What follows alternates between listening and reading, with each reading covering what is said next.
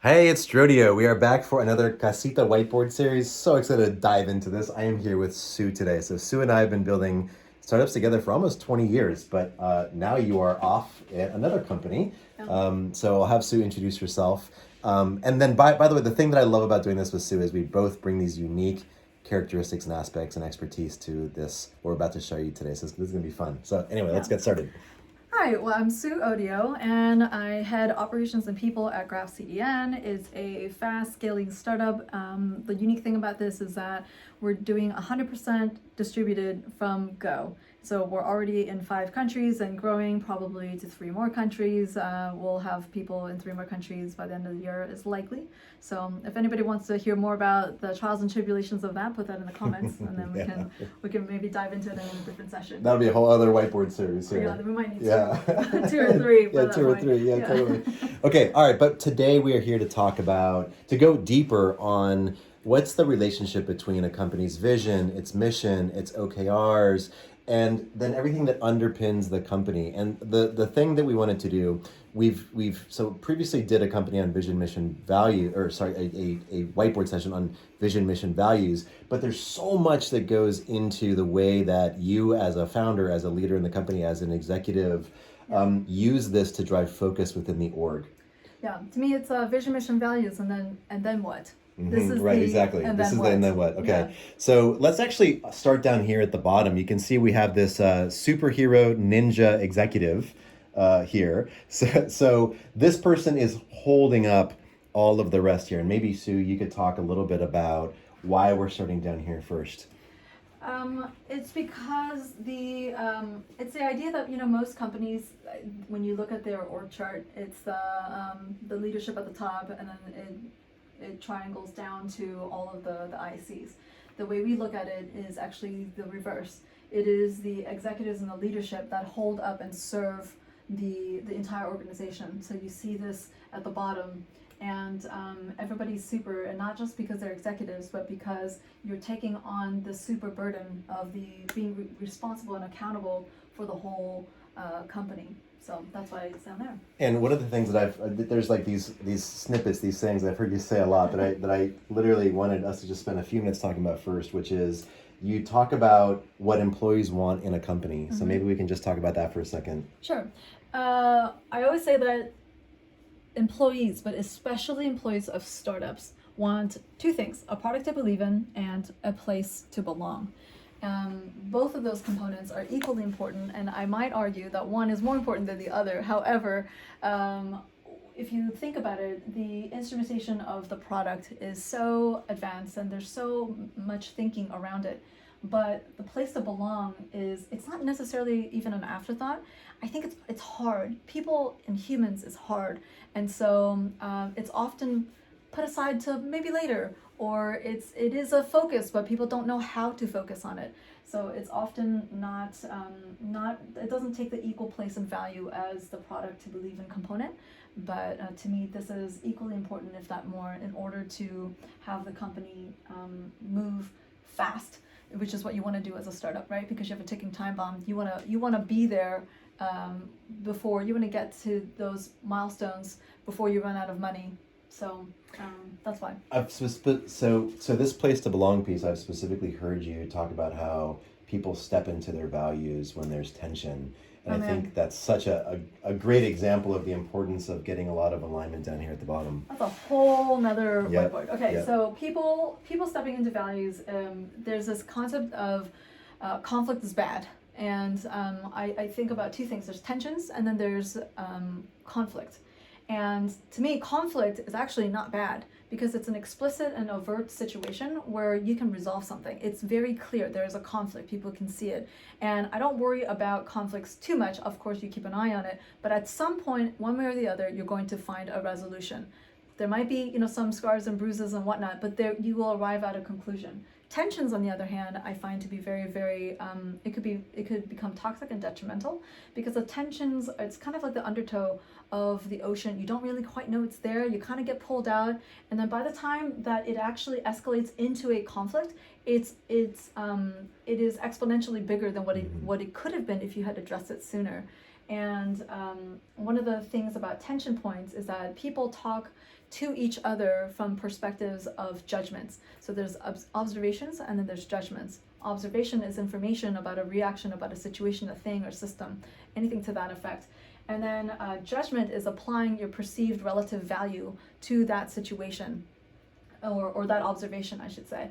So when you talk into the terms of judgments to people, I mean, think about it, when you've been judged, how that feels. It's hard to find a neutral ground. But when you talk about it from observations, it's much easier to have a neutral ground of like, oh, this is what I observed. So for instance, if I use a cooking analogy, I can say, oh, that is a horrible dish, like, or that person's a bad cook. Those are judgments and not observations. The observation is, I do not enjoy this food. And that is very neutral to say, like, I don't enjoy it. Maybe someone else really enjoys it.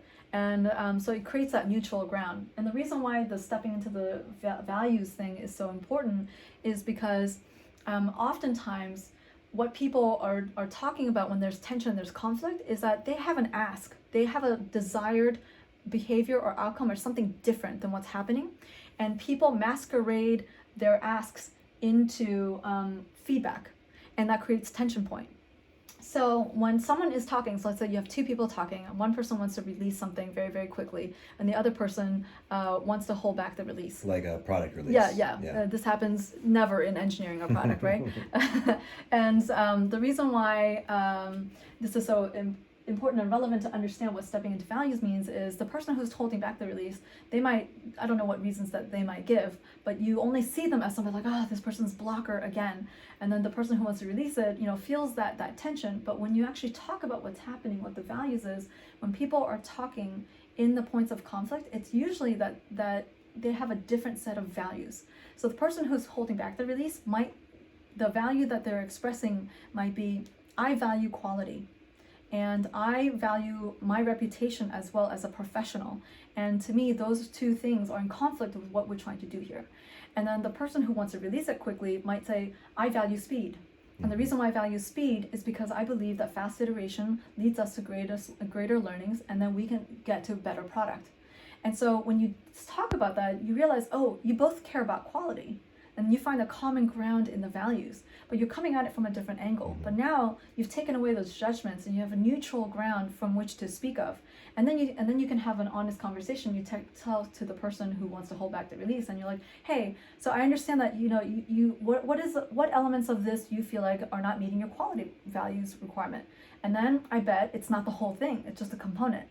And then the person who wants to move faster, you can say, oh, what are the components of this that you feel the quality is good enough for us to release now and start getting feedback? That way, both of you are meeting your values of quality. One just happens to be wanting to meet it from the angle of speed, and the other wants to meet it at the angle of the actual quality of what is being put out. So then you now can agree on, oh, let's just reduce what we're releasing. This part is quality, let's get that quickly, and then we will iterate on this other part that doesn't meet the quality, and then you have common ground. And so that's why explicitly sharing values is important. And when you listen to people in points of conflict, it's to listen to the value, read between the lines, and try to read and understand the values that they're expressing, and don't be so wrapped up in your judgments of that person, like, this person's doing it, I can't believe it, and all of those components that come into it.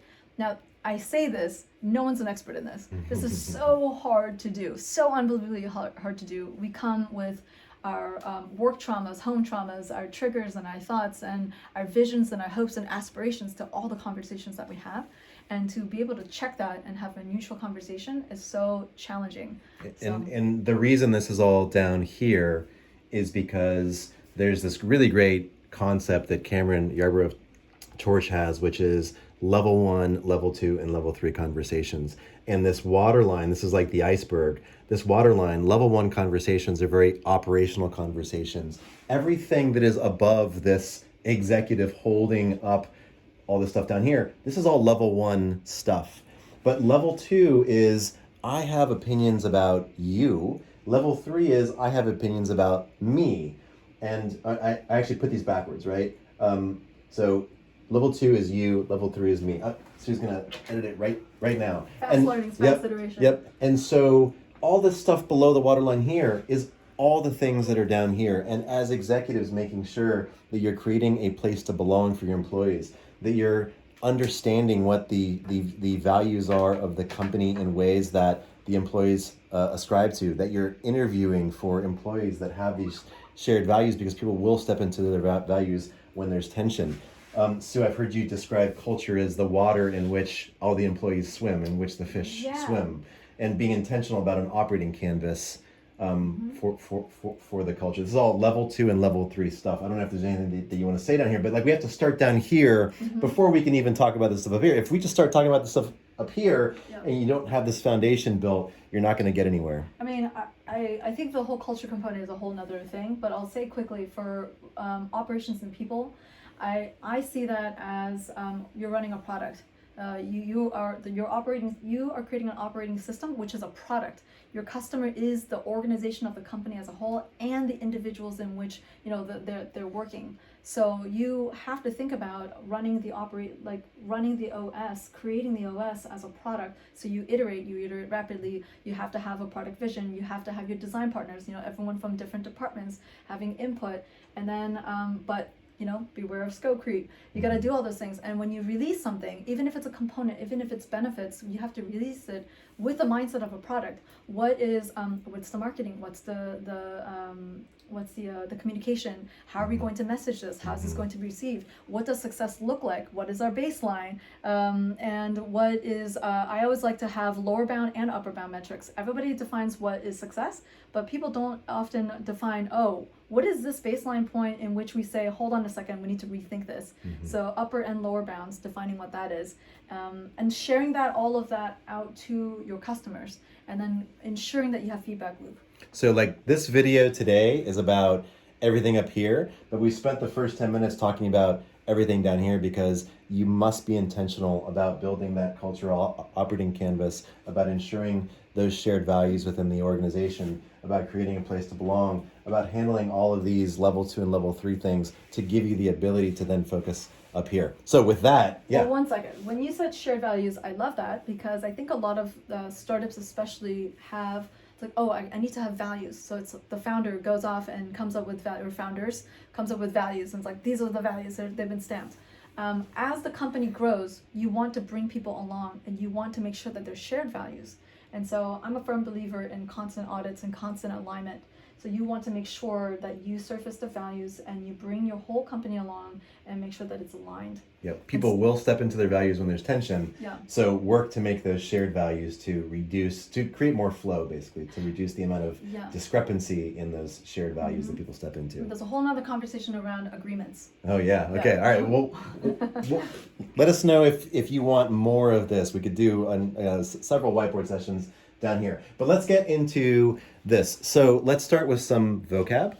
We've got the vision of the company. We've got the mission. We've got strategy. We've got objectives. We've got key results. There's so much here, so much here to figure out. And my phone is going crazy right now. Hold on 1 second. Let me see if I can get this thing to behave. Okay, there we go.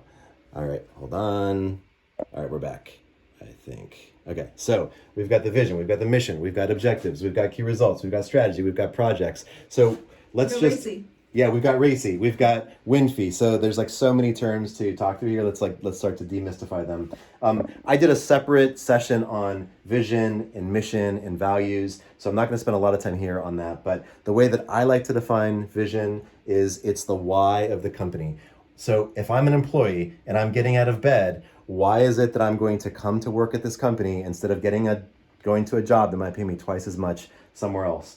And so this vision is measured by the North Star metric. There's a lot of talk about there, but you see this little circle here, it all comes down to this, right? This circle here, a product to believe in, a place to belong. The vision is typically set by the founders. It usually doesn't change over the life of the company. This is, as founders, why did you think there was a problem in the world that needed to be solved? So we're not going to spend a lot of time talking about the vision here, but the vision, you can see this whole thing is flows from the vision. Right. Everything flows from the vision, right? You see these arrows here. This is like everything indents in from the vision. So everything flows from the why. Okay, the mission is the best way that we know today to achieve the vision. So the mission is the how. And the mission will change. The mission might change every couple of months or every couple of quarters or every couple of years as the company matures. It's the best way that we know how to achieve the vision. Now, this is where it really starts to get tactical. So you go from these high level concepts into how do you focus the organization to actually achieve success? And this is where it gets into the objectives and the key results. The objectives and the key results do not define the strategy of the company. The strategic component is an exercise that you do that will then allow you to inform what the objectives and the key results are. So let's talk about strategy for a couple of minutes here. There is a really great author named Roger Martin who has a post, which I will show you here, where he says, I do agree with setting an audacious objective. I call it the winning aspiration. But I argue that it's absolutely critical to toggle back and forth between the winning aspiration and the where to play or how to win until such time as you have consistency and mutual reinforcement among the three. I think that's a really great way to think about it. Strategy is about creating a set of focusing choices that will result in a winning outcome. And so you can think of strategy here as what is the winning aspiration? This is the first part of the cascade. How do you decide where to play? And how do you decide how to win? And this winning aspiration, this first big piece, you may then document as a company level objective. Maybe it's an annual objective. So for me, the way I think about it is once you've identified the problem that you want to solve, for the world, that's the vision. And then you have the mission, like Jodio said, and it's the strategy session is, okay, where are we going? Like if you were going on a road trip, where are we going? Why are we going? What are the reasons that we're going to get there? Okay, how are we going to get there? And are we optimizing for the scenic route, or are we optimizing for speed? Because once we get there, we want to do more things. So it's what that is. And then OKRs is the actual drawing of the map. The OKRs in and of itself is not strategy. It is like the translation, tactical translation of your strategy. That's really what it is. It's a tactical translation map. And by the way, some of these choices that you make, for example, where to play, if you choose to play in the right market, you can make a lot of mistakes and still be wildly successful because the market is pulling you along. And so these are very, very important things to really focus on, this strategic session to have here as an executive team, as a company. We're not going to go deep on strategy today because we're really focused on how you communicate this out to the company through this OKR process, but there's a lot more here to discuss. And there's a really great flowchart here, which is basically what are these strategic choices playing to win. So there's this book called Playing to Win, but it's effectively what's the winning aspiration? Where will we play? Where will we not play? How will we win? What are the capabilities that we need to have? What are the management systems that we need? So there's a lot in the strategy piece. That's probably its own whiteboard series. Yeah. And the how to win, if a lot of people are familiar with this, with the 7 powers, that's really where you would apply the how to win. So when you do a strategy session, also, I highly recommend that you do this very thoughtfully, and depending on the size of your company, you could also involve the whole company. And this is not a product exercise, it's a company-wide exercise. By including and involving people who are not technical in their work that they do on a daily basis, you're actually going to get different information and data that might be very, very helpful and strategic to the outcome. Okay, so let's say that you have your vision set. You have your mission about the best way that you know how to achieve the vision. You've done a strategic exercise where you've defined what is the winning aspiration, where are you going to play, how are you going to win, what are the unique assets that you're going to leverage in order to have a competitive differentiator. And now you want to be able to package all of that up in a way that creates focus for the organization. So now we get into OKRs. And just like everything indents here, the OKRs, the top level objectives, what I like to do is have a company level, a small number of company level objectives that have a long time frame, which depending on the size of your company, that long time frame might be 6 months, it might be 9 months, it might be 12 months. But you want to have less than 3 of these. If you can just have 1 or 2, that's great. That's very focusing. I would be very careful not to have too many of these top level large company objectives. Also, who is accountable for the success of those objectives? It's probably going to be the executive team. There's a great RACI framework about the difference between who's responsible, who's accountable, who's consulted, who's informed.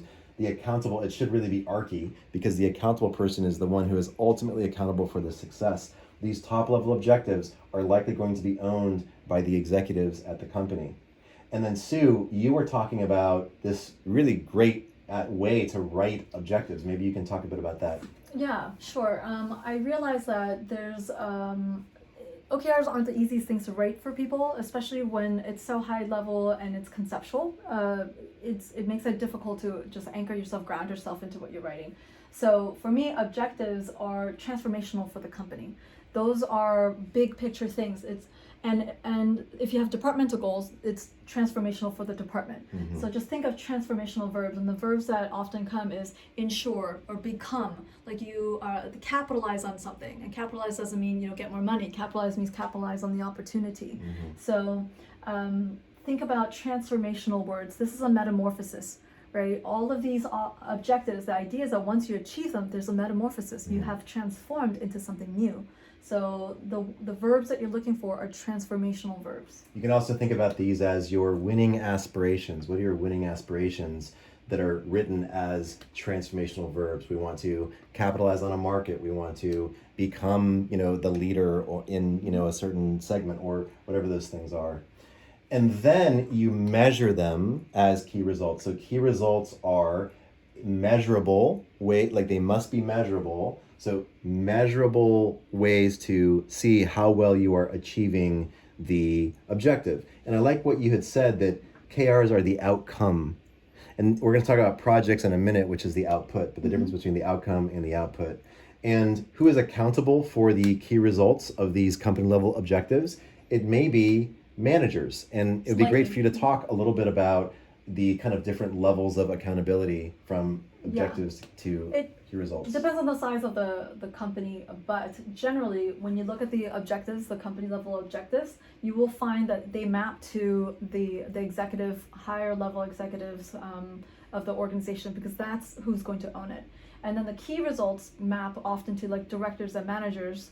And then we'll talk about projects in a second, but the projects map to team leads. Mm-hmm. And then there's a reason why this is really important for recruiting purposes, which I'll kind of touch up later. Okay, cool. So shoot to have, a few key results per objective. Sue recommends 2 to 3 key results per objective. And about measurability, you want to make sure that there's a baseline. When you put a key result, it's not reach 10. And then that's I can measure from 0 to 10. It's like, well, what's the baseline? Are you going from 0 to 10? So let's say we want to get 500 new users. Well, you're going from 0 users, and are you having trouble finding that market fit? So then 500 seems crazy. But are you going from 400 to 500? So you always want to have a baseline to ground that result. And it helps the other departments understand what it is that you're doing. Because when you're the person writing it, sure, you understand all the components of it, but remember that this is going to be exposed company-wide. So you want to be able to give enough information so that other people don't have to ponder what it is. They're informed when they look at it. And you were also saying, Sue, about using stretchy verbs for the key results, increase or reduce. You want to talk about that for a second? Yeah, so when you think of it this way, this is transformational, and then this is a sub-point of transformational. So you want things to stretch. You're either reducing something, you're increasing things, and then the project is a lower level. It's what I call the staccato verbs. It's like ship, run, create, make, and so they're more of the smaller projects. So projects are smaller components, so they're short, and then the key results are bigger than that, so they stretch. And then the objectives are complete transformational. Mm-hmm. By the way, so one really important thing, I don't think there's a right way to do this, but I'll just say the way that I love to do it is that key results at this large company level can become objectives at more granular levels. So that more granular level might be a more granular time frame. So instead of a year, it might be a quarter. It might be more granular by, say, department. So there's a key result that is now an objective for the department. So let's just imagine there's this transformation objective, and it is owned by a CMO, and it's being measured, and there's a lot of marketing related key results here. Well, now those become objectives for that marketing department.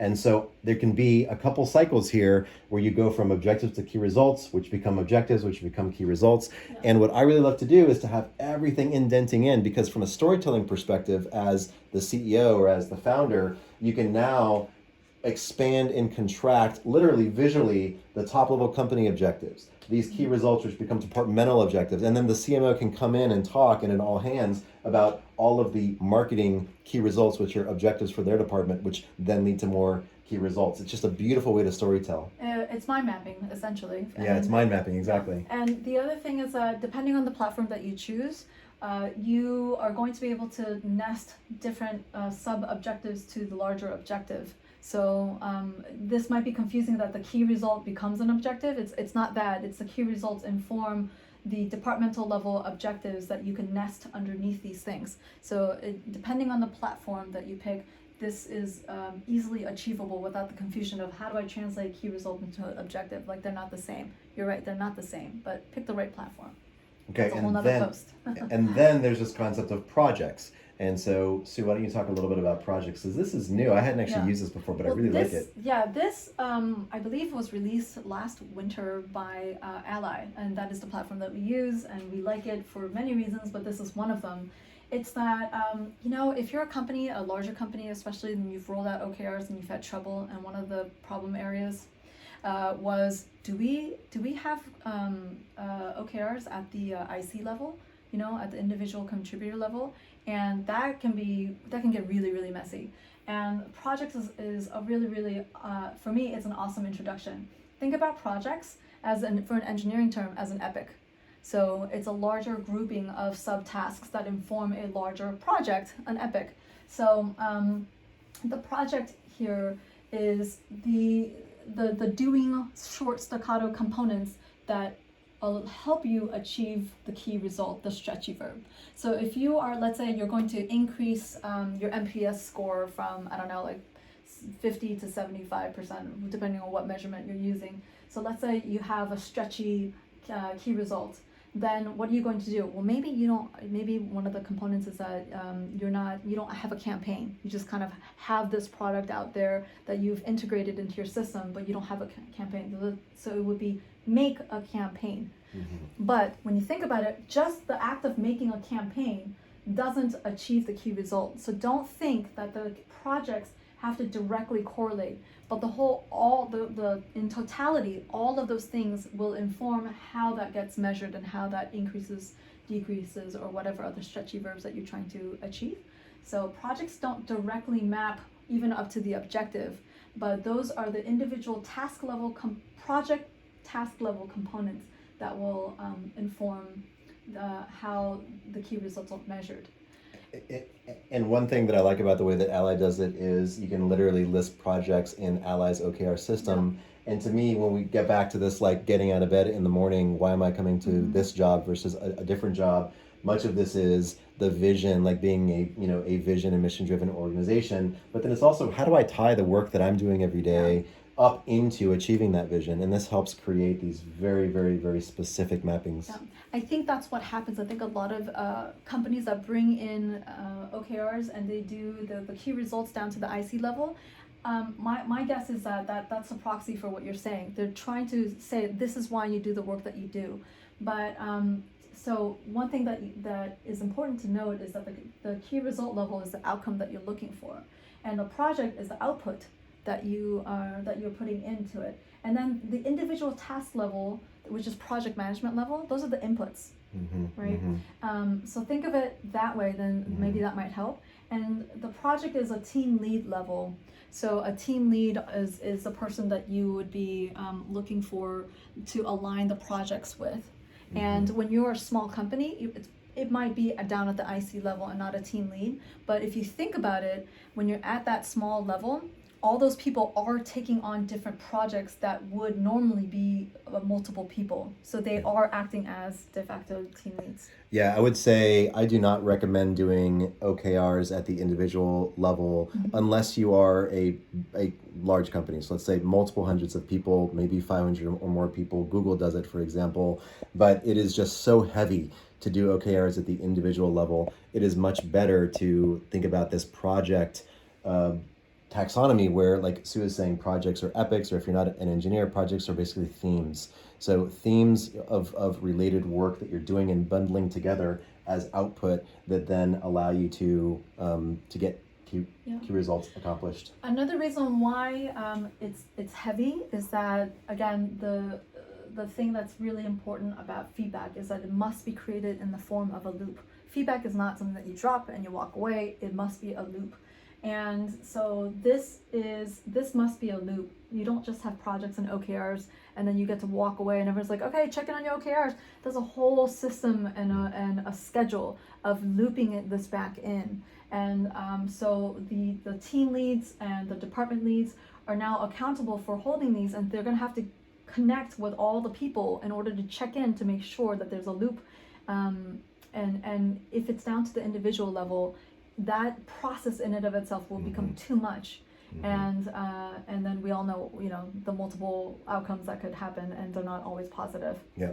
By the way, speaking of loops, we've got this last acronym here to share. WINFI, what I need from you, which is something that we started doing at Armory. So do you want to talk about WINFI for a second? No, you talk about it for a second. Well, so we haven't really talked about OKR planning, and that's outside of the scope of the specific whiteboard session. But part of the OKR planning process is to understand cross-departmental, what is it that one department needs from another. And so bringing into the conversation, here's what I need from you. Hey, marketing, I am a sales leader. Here's what my sales team needs from you. Here are the asks that I have, or customer success and sales. So this helps kind of de-silo the organization when you're in that OKR planning mode. It's a really great way to ask your team, hey, what are the things that you need from other teams in order to be able to achieve your OKRs for the upcoming quarter? And then there can be a conversation that happens around all the WINFI points, and that helps each group prioritize their objectives in relationship to the other department's needs. So for me, WINFI is not just a tool, it's a framework. It's a way to show that when you utilize it correctly, it's not just a framework, it's a tool. So when you utilize it correctly, what you can do is you bringing the awareness of the interconnectedness of the entire organization down to your team. So if you are a department lead or a team lead, you would have the OKR planning session on a quarterly basis usually, and when you do that, you say, "Hey team, what are we doing? And based on the strategy? Okay, great. And then what do we need from the other departments in order for us to be successful? Oh, okay, cool. Let's write all those down, and then we present it. And then you have, again, feedback is a loop. So you bring it back in like, hey, this is what the other departments asked of us, and so everyone is interconnected, and it shows that." And it opens up the dialogue for how we are interconnected. And it absolutely is one of the largest efforts, I think, to removing siloed conversations and siloed department mentality. Okay, so we went through a lot here. Anything else, any last things that you want to mention? Each of the things that we just talked about, I feel like is a whole session in and of itself. Yeah. Oh, I'll throw this little tidbit in there. I believe in recruiting and hiring based on triggers, and I have my own belief systems about recruiting. And one of the things that a lot of companies do is the hiring manager writes the job description. And I don't know exactly what formula goes into how the hiring manager thinks about it, because everyone's an individual. But what I recommend is that you utilize your OKRs to create the job description, because it ties very specifically to your long-term goals. And so when you're looking at opening up a rec for an executive, it's very clear that it's going to be at the objective level stuff.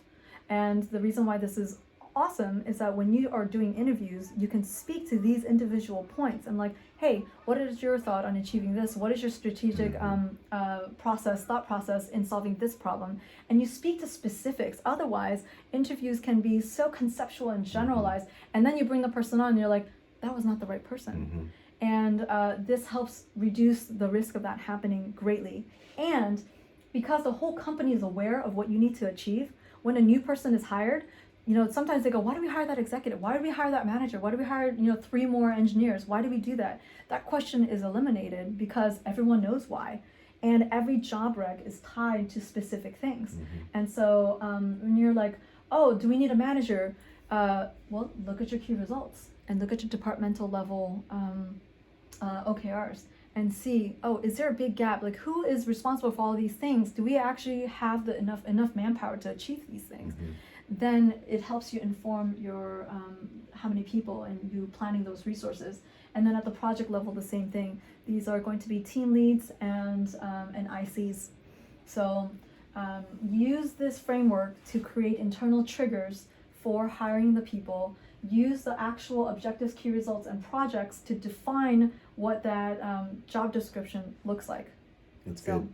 Yeah. Okay. So I guess maybe the last thing that I would mention is this is a process of not you as the CEO setting this and then forgetting this. This is an ongoing process that requires a lot of communication inside your company. Really recommend bringing up an OKR system. I see a lot of people do OKRs with spreadsheets, which is okay. Like, there isn't one right tool, but if you can't storytell effectively, then it becomes much less valuable. So personally, for me, the reason that I love Ally is I can open up and close different time periods, and from company down to department, and have the different owners come up and at the all hands share, how they're doing against their set of OKRs. And it's a constant storytelling inside the company and a constant focus. And you'll know that it's working when employees start pushing back and they say, well, I actually don't agree with that initiative because it's not going to help us achieve this OKR. That's when you know that it's working, when people are making focus choices because of what the OKRs say. And it's all about discipline. And it might be hard sometimes. They're like, oh, okay, but this is just a one-off. But is it really? It's about discipline, and it's about sticking to the cycle and making sure that you hold yourself accountable, manage yourself first, as an executive, as a leader, as a founder. And if you don't hold yourself to this standard, I don't know how you can hold anyone else to that standard. So if other people in the company see that you don't hold yourself to that standard, it's going to be a very interesting conversation that's happening in their own minds when you come to them and like, hey, but what about your OKRs? So make sure that you are consistent and you deliver with discipline. Okay. All right. Hope that was helpful. Happy to keep doing more of these. So just let us know what you'd like to see more of. And thank you for joining today. This is a lot of fun. Ciao. Bye.